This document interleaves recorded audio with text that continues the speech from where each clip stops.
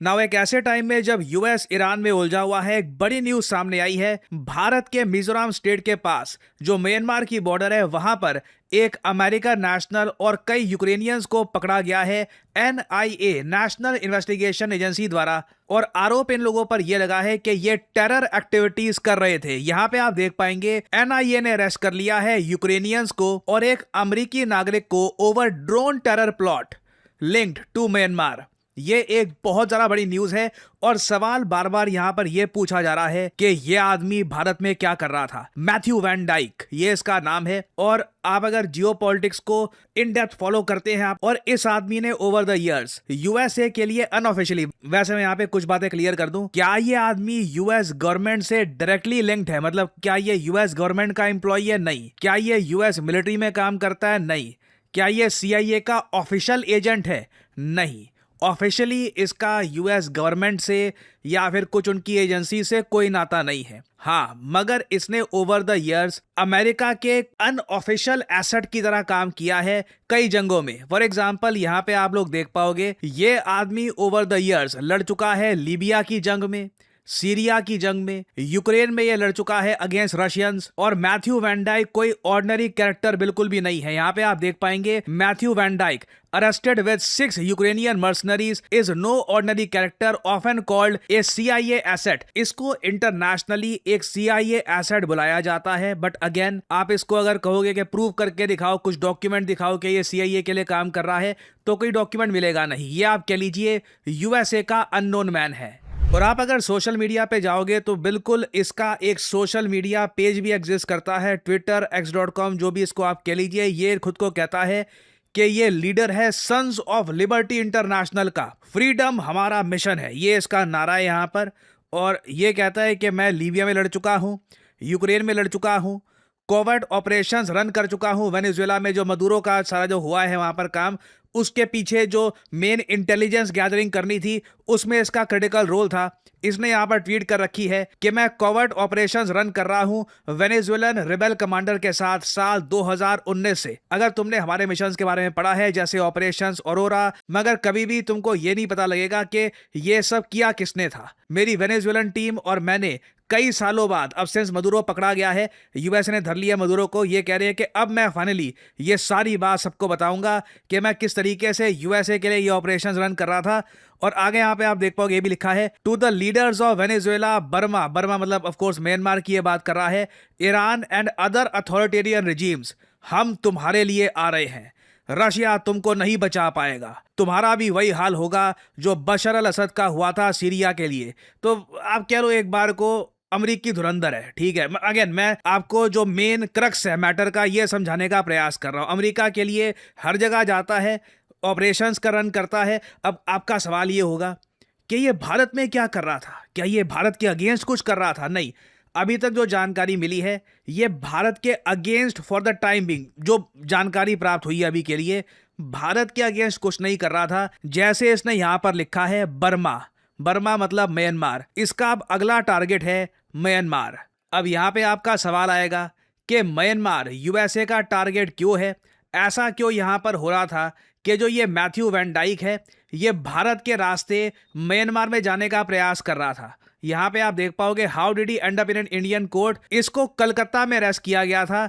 3 Ukrainian nationals को पकड़ा गया लखनऊ से, 3 मिले यहां पर दिल्ली से। ये सभी पटियाला हाई कोर्ट में यहां पर प्रस्तुत किए गए। ये लोग टूरिस्ट वीजा में आए थे भारत में, उसके बाद ये लोग गए थे गुवाहाटी में, फिर मिजोरम में चले गए बिना रिक्वायर्ड डॉक्यूमेंट्स के, फिर उसके बाद इलीगल तरीके से ये चले गए थे म्यांमार में।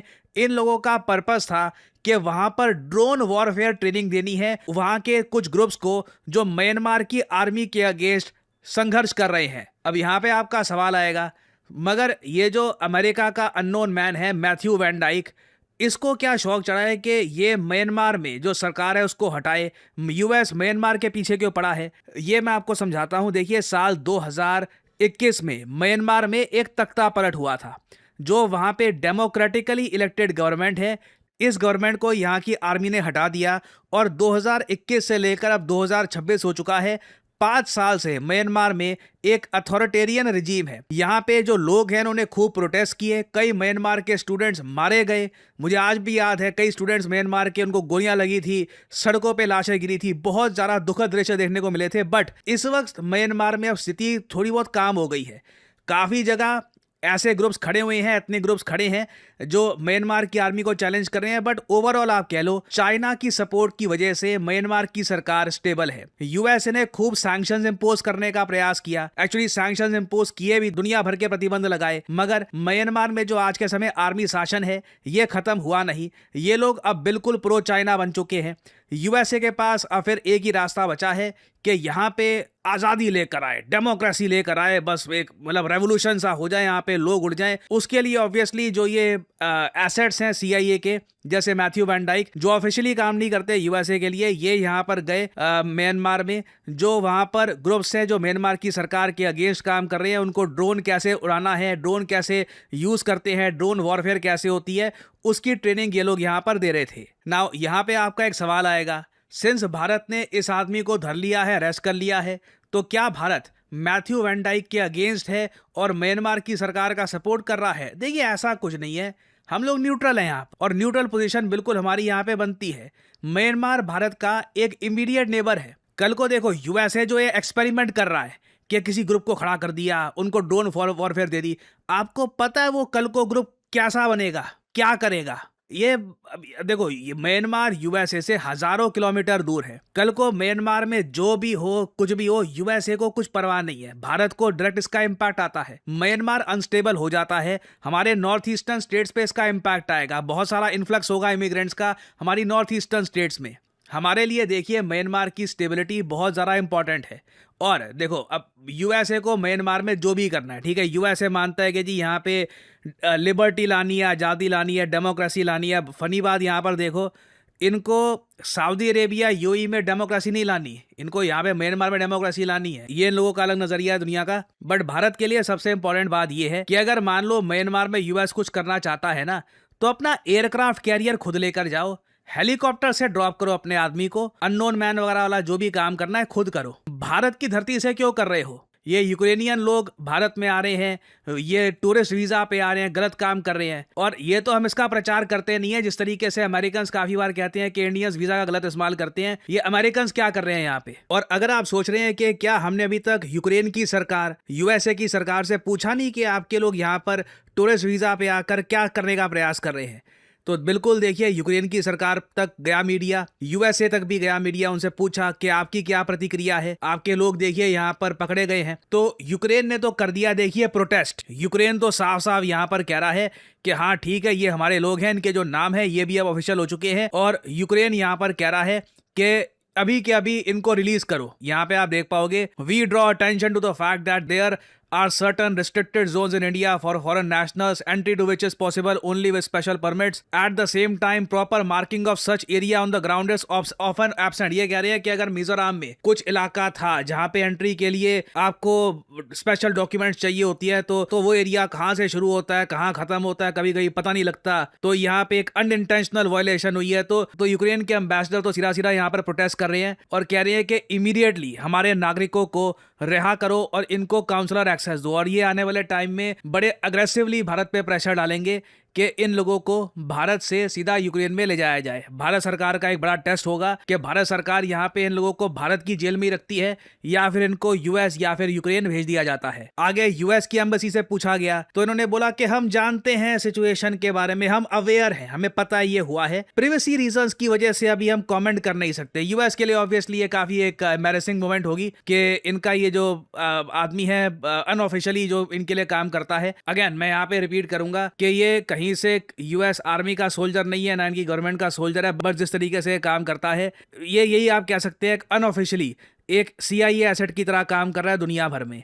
और भारत में इसका पकड़ा जाना एक बड़ी डेवलपमेंट है। और अगेन ये अब क्वेश्चन भारत के सामने है कि हम क्या करेंगे। जिस तरीके से निखिल गुप्ता वाला केस हुआ था यूएस में, क्या हम यहाँ पे मैथ्यू वैन डाइक को वैसे ही ट्रीट करेंगे या फिर यूएस के प्रेशर के अंडर इसको यूएस में भेज दिया जाएगा, ये देखना होगा आने वाले कुछ दिनों में, आने वाले कुछ हफ्तों में। मैं कहूंगा ये टॉपिक बहुत ही ज्यादा न्यूज में रहेगा, कुछ अपडेट्स आती हैं तो मैं आपके लिए अपडेटेड वीडियोस लाता रहूंगा। ना आपने ऐसे आर्टिकल्स बहुत देखे होंगे कि भारत में ग्रेजुएट्स तो बहुत सारे प्रोड्यूस हो रहे हैं, मगर इनमें से बस 40% के आसपास एम्प्लॉयबल है।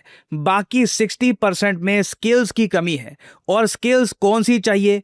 आप देख पाओगे इन रिपोर्ट्स में साफ साफ लिखा हुआ है कि डिमांड है आर्टिफिशियल इंटेलिजेंस, डेटा एनालिटिक्स और डिजिटल स्किल्स की। और जिस तरीके से भारत में लगातार डेटा सेंटर्स बनाने की बात की जा रही है, भारत के रीसेंट एआई समिट में भी बताया गया है कि भारत में बहुत सारे डेटा सेंटर्स बनाए जाएंगे। सबसे ज्यादा डिमांड भारत में होने वाली है डेटा साइंटिस्ट की। और आज की तारीख में भारत में कई यंगस्टर्स हैं जो डेटा साइंटिस्ट बनकर काम कर रहे हैं टॉप एमएनसीज में, जैसे कि टीसीएस, गूगल पे और वेरियस और company, Accenture, IBM. Data scientist की डिमांड भारत में आपको हर जगह मिल जाएगी। नाउ आदमी सुनता है ये टाइटल डेटा साइंटिस्ट तो लगता है कि अच्छा कोई पीएचडी चाहिए होगी इसके लिए, कोई मैथमेटिक्स में आपको शायद जीनियस होना होगा, 18 साल की उम्र से तैयारी करनी पड़ेगी तभी बन पाओगे, आईआईटी के आपको बैकग्राउंड चाहिए। नहीं, ऐसा कुछ भी नहीं है। मैं आपको बता दूं, बहुत सारे सक्सेसफुल डेटा साइंटिस्ट आते हैं इंजीनियरिंग, इकोनॉमिक्स, कॉमर्स और even completely non technical background से भी आ सकते हैं।